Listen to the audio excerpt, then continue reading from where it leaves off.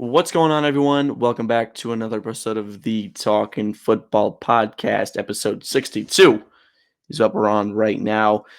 We're back. It's been a little bit. Last upload was the mock draft 1.0, the TFP mock draft 1.0, which did very well. I'll be honest, did very, very well. Thank you for all the support on there because you guys like scouting a lot. So I will be sure to get more mock drafts up, as I said before, in 1.0. We will see. We got the CFP, more CFP coming up soon. What a crazy first round that was. Miami with a big upset win over my Buckeyes. Sucks, but they won. Indiana thumping of Alabama. Absolutely thumped them. Ole Miss took down Georgia. I'm not surprised. Trinidad Chambliss is exceptional. And then Oregon took down Texas Tech, which I'm not surprised about either. We got a lot more, and the fun has not ended yet in the CFP. We got Indiana and Miami. Not true. Not true at all. We have Ole Miss, excuse me, and Miami. We have Oregon, Indiana as the last four in the CFP. However, we're not talking about the CFP today. We are talking about the NFL wildcard round. And I'm going to go through every single game, and I'm going to give you my game pick. Stay tuned. You're not going to want to miss. We have a great show lined up for you. Thank you for choosing the TFP as your source of NFL content. Let's hit the intro and get right into it.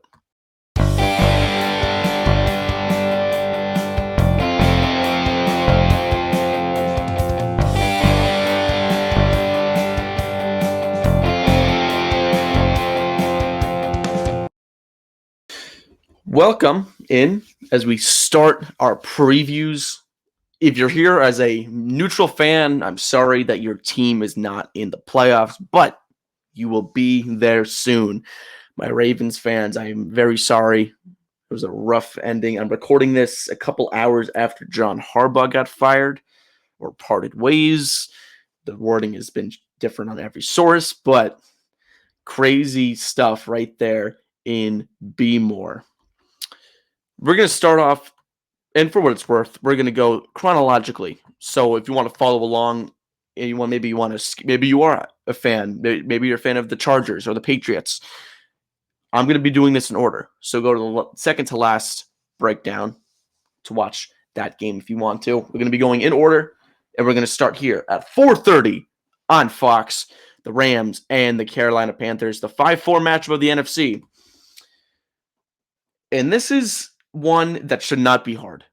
It is a 12-5 Rams team with the MVP, in my opinion, in Matthew Stafford, going up against an 8-9 Carolina team that got in because of the Atlanta Falcons. However, despite all of that, I'm sitting here like, should I go to Carolina? Because the fact of the matter is, Carolina beat the Rams. They already did. And this is with Devontae Adams. So that's a big, oh, man. What's going to happen here? I love Carolina. I really, really do. I really do. T-Mac, Tedero McMillan has been spectacular. Rico Dowdle has been a refreshing surprise for Carolina. Jalen Coker has been very solid. Much better than I expected him to be. You cannot forget about that defense, too. Whether you're talking about J.C. Horn, whether you're talking about DJ Wanham, of all role players, who has been very good, Derek Brown. The Panthers have dudes. They got really solid players. And at the end of the day, I think that loss to Tampa on last Saturday came down to the fact that, it was raining.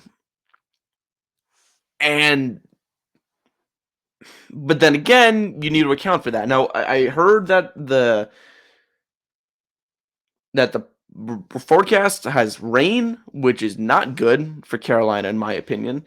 When you're going up against a team like the Rams, Doesn't even matter who you're talking about, whether it's Blake Corum. My goodness, can that guy run the ball at a very high level? Whether you're talking about Kyron Williams, who has been exceptional over the last few years, one of the best running backs in the NFL. But even with the rain, I still think Stafford can throw the ball, whether it's to Nakua, whether it's to Atwell, whether it's to Whittingham.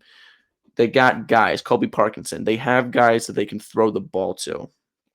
Devontae Adams is supposed to be coming back. We're not totally sure, but I hear, woof, that was weird. I hear that the plan is for Adams to play. And it's the playoffs. You don't have snap counts. You're full go with Sean McVay. And with that being said, it's not like the Panthers took the Rams apart in that last game. I don't want to say snuck by because it was a big defensive stop, and then they got the first down to kind of win the game there.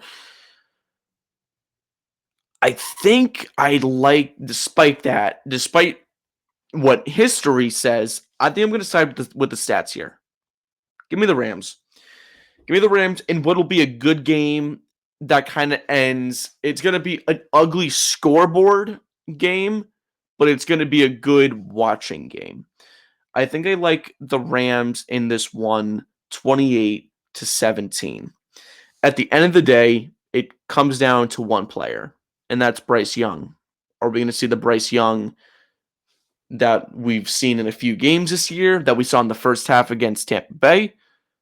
Or are we going to see the Bryce Young who is a dog of the week guy, who comes out, plays like he did against the Rams when they played, and he did in that last drive against Tampa Bay, that last touchdown drive to make it a 2-point game? Is that the Bryce Young we're going to see in this game? My answer, probably not. However, this is a big stepping stone for him. If I'm a Panther fan and you lose because of Bryce Young, I'm not saying move on. We're a quarterback away, because you're not. I think Bryce is your guy. He is the first overall pick. It's not someone that you can easily move on from. In my opinion, I think it's better to keep him. And if you absolutely desperately need to, like he throws like 5 picks in this game, then maybe we could have a conversation about that. But 28-17 is my prediction. At that point, I don't think it's something that you should move on from. Okay. Again, we'll see what version of Bryce Young decides to come. 4:30 on Saturday. Next game, 8 o'clock on Saturday on Prime Video. Division rivalry galore. The Packers, the 7th seed, 9-7-1, going up against the Bears, the 2 seed in the NFC, coming in with an 11-6 record. This one was one where right before I started recording, I was like, am I 100% sure I know who's going to win this one? And I'm like, it's so hard for me to choose. It really is. There's a lot of almost every game is a really good one. Actually, all of these ones look on paper to be very, very good, and that doesn't happen regularly. Even the Pittsburgh matchup, which we'll get to obviously at the end, because that's the Monday game, looks to be a pretty good one. This one screams cinema. In one word, cinema. There is so much rivalry, so much hatred, so much disgust, so much run the ball, trenches stuff here. And it's like everywhere in this rivalry. Historically, in the tension between Ben Johnson and Matt LaFleur, Matt LaFleur's job potentially being on the line here. Jordan Love not played in 2 weeks because of his concussion, even though he's cleared. It's kind of dicey what's going on here. However, the Bears are coming off a loss to the Lions, and a bad Lions team that just fired their offensive coordinator. And that's where I'm like, I'm not totally sure where I should place this. And it's not like these guys will play better than their guy. No, it's not like that at all. It's really going to come down to who plays better at quarterback, because every position lines up. At the end of the day, every position lines up. In my opinion, I think they all do. Some a little bit more skewed than others. Obviously, the edge rushers for Green Bay are better than the Chicago's. Like, that's not or maybe not even because Micah Parsons out for the year. Scratch that. They line up in almost every category. I think it comes down to quarterback play. Running backs matchup. Jacobs and Wilson. I think Swift and Monangai. I think that's fair. In terms of playing style, they're very similar. Tight ends. I give the Bears that one. Receivers. I think that's a tie. I love the Packers' depth. I think that's set up beautifully for the postseason. So you have a pretty similar skill position group, and defensively, they're gonna give you yards. Both defenses will. Okay, they can easily be beat. We've seen it before. We've seen it time and time again where it's happened. We've also seen games where they shut defenses down. Where the defenses shut offenses down. We've seen that many times. This game is going to come down to Jordan Love. Very similar to the 4:30 Saturday game. It's going to come down to the quarterback of the worst team, record-wise. Can Jordan Love pull one out of the bag, save Matt LaFleur's job? Can he be on the money? Can he play like he did against Dallas 2 years ago? Can he replicate that performance? I don't know if he can. This defense, look, they're a little bit burnt toast a little bit. They are. And we all know it, okay? We've seen highlights over and over again with these guys getting beat, okay? It's not, and I'm not cherry picking, it's just genuinely what happens here. The Chicago Bears secondary is Trayvon Diggs.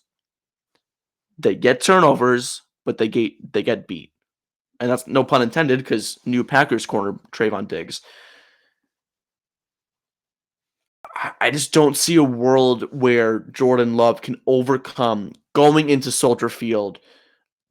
And this one, honestly, like by the time I do a game picks post, this might change.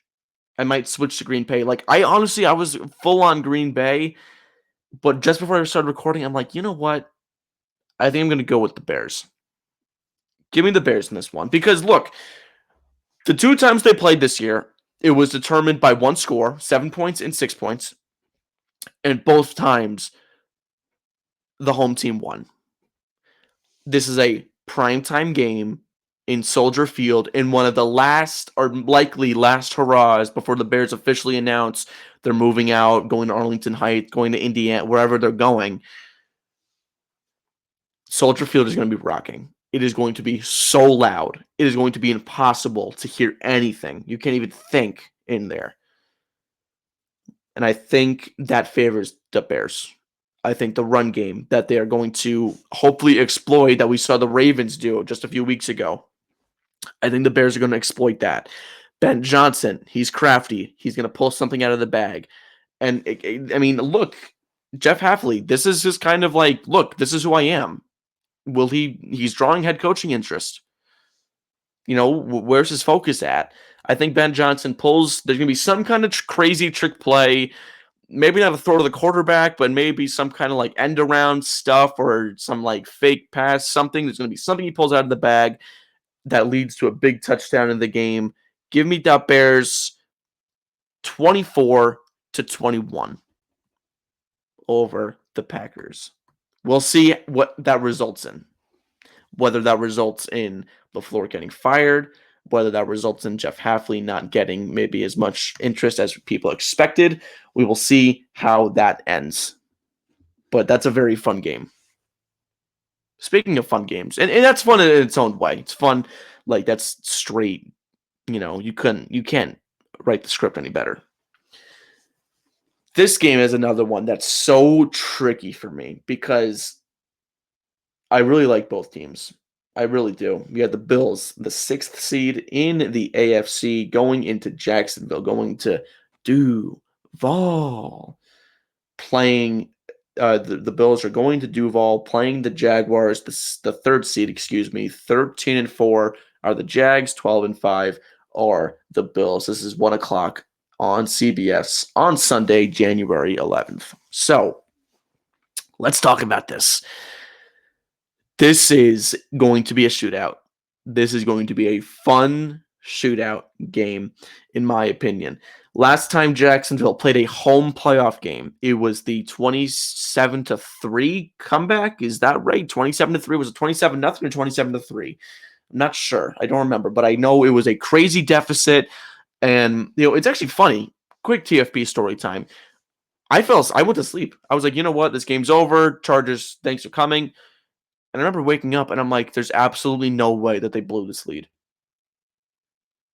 And I watched the highlights and I'm like, and I remember before just turning the game off, I was like, you know what? There's a 4th and goal that they should have gone for, or there's like a 4th and short they should have gone for, and they end up taking the points. And I was like, if somehow the Jaguars come back, that's going to bite them. Not going for it. They end up losing. That was just a crazy, crazy game. That was wild. It was a very, very entertaining game. I don't know if a similar story happens here. This is another tale of the tape where it's going to come down to a quarterback. What Josh Allen's going to show up? Are we getting Superman Josh Allen? Are we getting calm Josh Allen?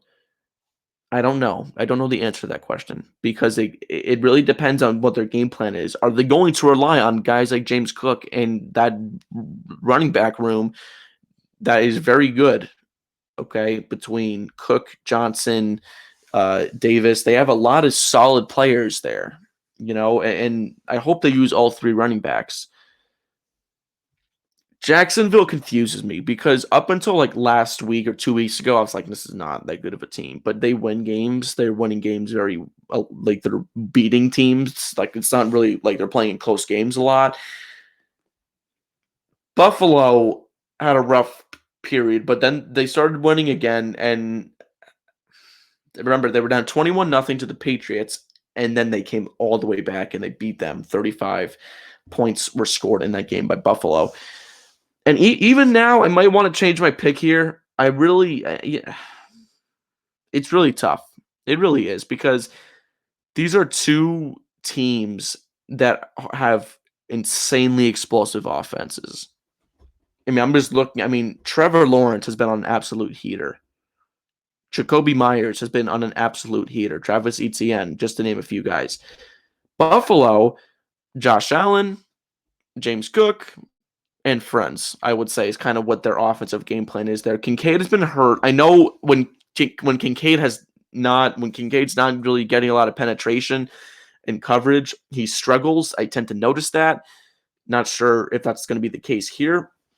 I know Jacksonville's done a really good job in, covering tight ends recently over the last couple of years. Their defense is really built for that, which I find very interesting between Aloyukon and Wingard. They have a couple of guys there that are really, really solid in that area. And the Bills don't have a true number 1. They don't. Brandon Cooks has been very reliable. That goes without saying. But after him, I mean, Khalil Shakir, like we're relying on him in a playoff run. I don't think so. Ever since Diggs and Davis kind of went away, they haven't been able to really get a lot of anything going with the receivers. Keon Coleman's been healthy scratch multiple times this season. There's so many question marks I have with Buffalo, and I'm not a big fan of their defense. I love pieces they have. Epinesa, I adore. I love Greg Rousseau so much.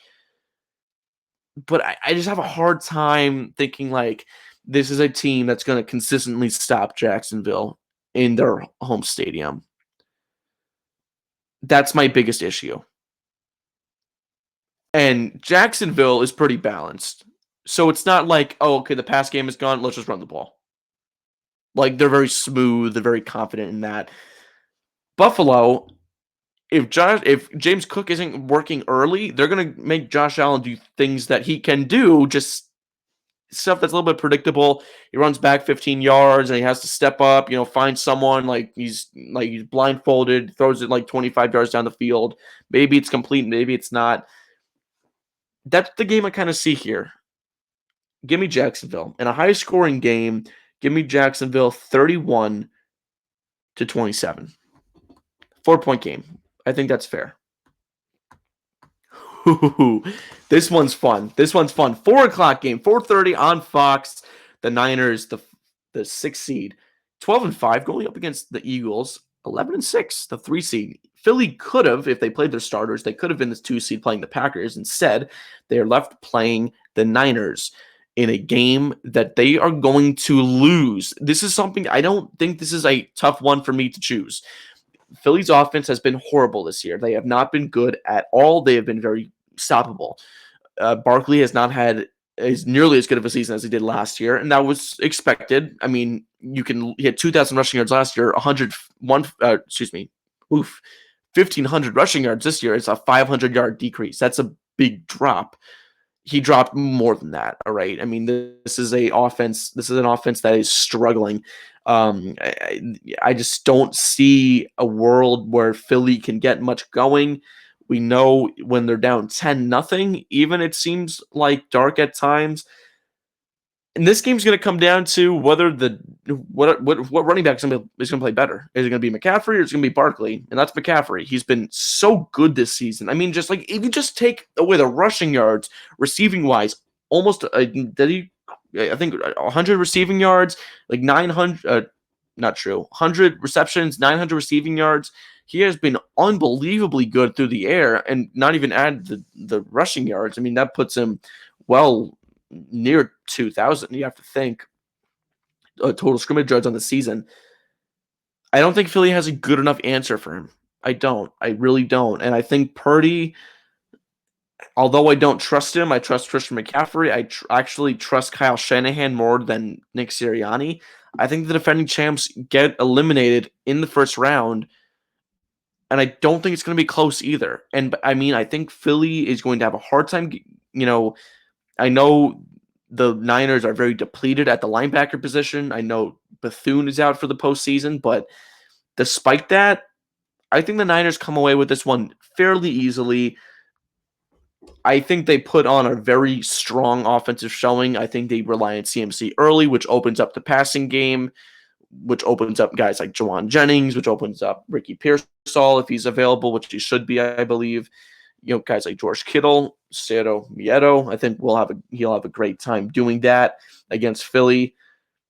Give me the Niners 31-20. I think it'll be a double-digit game. This is one of the easier ones for me to choose. I just don't see Philly doing much against this. I think Saleh is going to win the chess match versus the Philly offensive coordinator, who has been very, very bad this season. I think, honestly, he might be they'll be doing the post-game conferences and they'll ask Nick Sirianni, so what's your plan at offensive coordinator next season? Are you keeping him? And he'll be like, no, we're not. I don't think so. Don't think that's going to happen. That would not surprise me at all if that was the case, if that's what Sirianni said in the post-conference. Sunday Night Football on Sunday, obviously, on NBC, 8 o'clock here. The Chargers going up against the Patriots. So, I have a really hard time talking about the Patriots team. Oh, they're contenders. They're not. I'm sorry, they're not. They were like too much on role. They were like too much on role players. Okay, they do. And this is not the NBA where role players are making a return. In the NFL, it's not that way. You only have, in my opinion, one true star on defense, and that is Patrick Surtain. That's not true. That's Christian Gonzalez. I was thinking because I was having a conversation. I was thinking, I remember comparing the Broncos to the Patriots, saying the Broncos have they have an opposite of the Patriots issue. They have plenty of stars on defense. Offensively, they only have one really good player in Courtland Sutton. Everyone else is kind of like, they got a couple guys there. Going back to the Patriots, they only have Gonzo. That's their only true one. Not Patrick Surtain, Gonzo. Outside of Christian Gonzalez, Harold Landry's been good this year. Caleb Von Chason's been very good this year. Robert Spillane has been very solid. Marcus Jones. Are these guys you're really going to trust in the deep run? Sure, maybe one game, maybe. I do think they win this one. I will say that. I don't think the Chargers have it in them to come into New England. I mean, Gillette is going to be roaring. This is I think, if I'm not mistaken, I might be wrong on this. I think this might be their first home playoff game since Brady's last one. I know they made the playoffs with Mac Jones once. I think that's it, if I'm not mistaken. I don't think they've made the. Yeah, this is their first home playoff game since Tom Brady's last one with the Patriots, where they played the Titans. But the outcome will be different here. I don't. This game is the trenches. It is totally based on the trenches, and the Patriots are better in the trenches than the Chargers are. I mean, we've all seen the video where the Chargers Sunday Night Football, the offensive lineman rankings like 32, 36, 33, 32, 31, and you're like, how is Justin Herbert still standing? I mean, like, that's a horrible offensive line. The Patriots, although they're not amazing, they are very good in the run. They're very good at making seams. They're very good opening up the gaps for Stevenson, for Jennings, for obviously for Henderson. They've been very good in that way, especially against Miami. They really opened up the run game there. If you don't need Drake May to throw, then don't let him throw. I mean, it's pretty simple. If you don't need him to throw, don't let him. It's a pretty straightforward concept. Chargers' passing defense has been pretty good this year. Not amazing, but they've been very solid. And, the Patriots, a lot of the drama going on with Barmore and Diggs. So I think the Patriots, though, have a better and more complete roster than the Chargers do. I do think coaching-wise, I think the Chargers are a little bit better, but you're going into the cold in prime time. I just don't see the Chargers coming out with a win in this one. They're close, but not quite. Ladd McConkey is a big X factor in this game. If he can get through Gonzo, I think Patriots are going to have an issue. But until that happens, until Sunday night that happens, then I think the Patriots win this one. I don't think it'll be a close one either. It'll be close scoreboard-wise, but it won't feel that close in the game. I think the Patriots win this one. Give me the Patriots 24 to 17. I think that's a fair score there. It's going to come down to two things: the trenches and Ladd McConkey. If McConkey gets like 8 catches for like 130 yards and a touchdown, no, the Chargers win this one, I think. But until then, give me the Patriots over the Chargers. Patriots got lucky, I will say. I mean, if they played Buffalo, they're out. They played Houston, they're out. Let's talk about this one. The Steelers lucked out, in my opinion. I think this is the most favorable matchup you can get because the Texans' offense stinks. I love CJ Stroud. I do. But they got Stroud, they got Nico, and they got friends. I know Woody Marks has been very good this year. I know they got guys like Christian Kirk. Like I get that. And Jaden Higgins has been really solid recently. Dalton Schultz. They got other guys, but if you can take Nico Collins out of the game, you have to rely on the run, and Woody Marks is not a power runner. He's not. He's an elusive guy. Pittsburgh, Aaron Rodgers has been really, really good down the stretch. They're getting DK Metcalf back, a guy who has been very clearly missing in this offense. Kenneth Gainwell, who has been spectacular this season.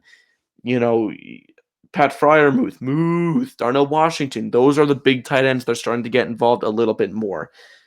These are two insanely good defenses, and they have offenses that are very, very similar. You have two pocket passing quarterbacks with a really good receiver, good and decent other people, and like decent other skill positions. Between Gainwell and Marks are very similar in their play style. Very good receiving backs. They're also solid at running. But then the Steelers have Jalen Warren. Texans don't really have a Jalen Warren. They don't. And you can compare Higgins to maybe a guy like Calvin Austin. Maybe if you want to make that comparison, or maybe Kirk to Calvin Austin. I think that makes a little bit more sense. Again, this is a very interesting matchup. However, I'm all in on Houston this year. Despite me saying that their offense is not that great, I am all in on Houston. I think in terms of a playoff run, I think Houston is the best or most prepared team to make a deep playoff run. And I genuinely believe that. Out of the AFC, I think if they played the Patriots, they would whoop them, in my opinion. If they played the Jaguars, that's probably your closest one there. I think they'd beat the Bills. I do believe they beat the Bills. I think they will beat the Steelers, in my opinion. I think the Texans have a good chance to beat the Broncos. I think Bo Nix have a really tough time against Matt Burke and company. I just think I really love Houston. I really, really do. Give me Houston in this one. It's going to be a low scoring game. I think Houston wins this one 17-13 in the Steel City. It's going to be, again, though, like all of these games are really, really good. The only one, actually, not even true. Like all of these could go either way, in my opinion. I mean, the Panther one and the Ram, like that could go either way, genuinely. Packers, Bears, don't even get me started. That could really go either way. All of these games could go either way, and I wouldn't be surprised. I know, like in years past, you usually see one, you're like, nah, they're not. They're just not going to win that game. You see, like it's like last year when the Steelers played the Ravens, you're like, the Steelers aren't winning that one. Like, come on now, there's not going to win that one. When the Bills played the Patriots in 2021, I think, and with Mac Jones, when the Patriots had Mac Jones and the Bills just dominated, you're like, yeah, obviously they're not going to win that one. Like there was a couple ones that are like, yeah, and that's probably not going to happen. In these games, anything could happen. And I mean, this statement might go wrong when, the Rams beat the Panthers by like 30, and I'm like, ooh, probably the wrong call there. But the playoffs are here, and anything can happen. Before I end the episode, I will just say this. Make sure you're following Talkin Football on Instagram at Talkin Football Pod. I've been posting there a little bit more often. I'm posting final scores. I'm going to try and post as many final scores from the playoff games as I can. And, just look out for content. If you want to just look out for it, I'm going to be posting there a lot during the postseason. So just keep an eye out for that. And yeah, thank you all for watching. Thank you all for the recent support on obviously Mock Draft 1.0. The best video, not short, but the best video on the Talkin Football channel. So let's keep that going. Let's get a lot of likes here. Comment your take down below. What do you think is going to happen? Do you agree with my picks? Do you disagree? Let's have a conversation in the comments. This is Talkin Football, and that's what I got to say about that.